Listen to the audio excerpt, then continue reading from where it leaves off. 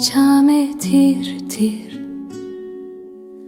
Şevdirej dibin rojên me kurtir Li bera girê sobê Rûniştim tenê Li pelên zer difikirim yên ku difirin Her pelek çîrokeke ji bîranînên berê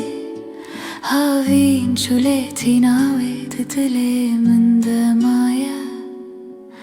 Payîs hat demsala bêdengê Bêhna xaşil û hêviya nûbûnê Di nav me jûd û manê de Siyên me windan e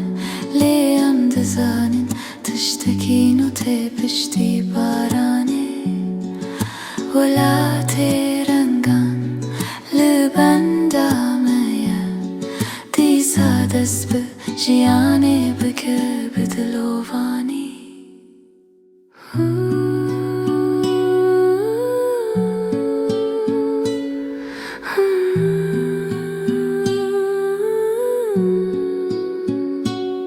Çembelez diherikin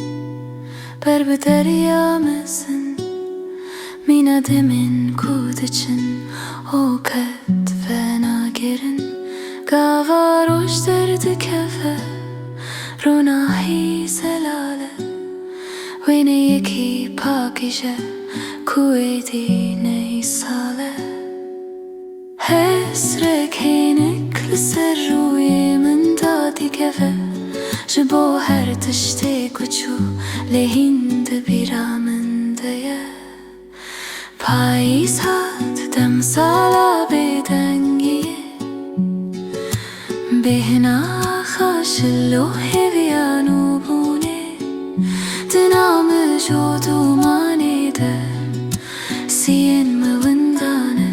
lê em dizanin Tiştekîn û tê piştî baranê Welatê rengan li benda me ye Dîsa dest bi jiyanê bike bi dilovanî Payîs, payîs tu hevalê dilê minî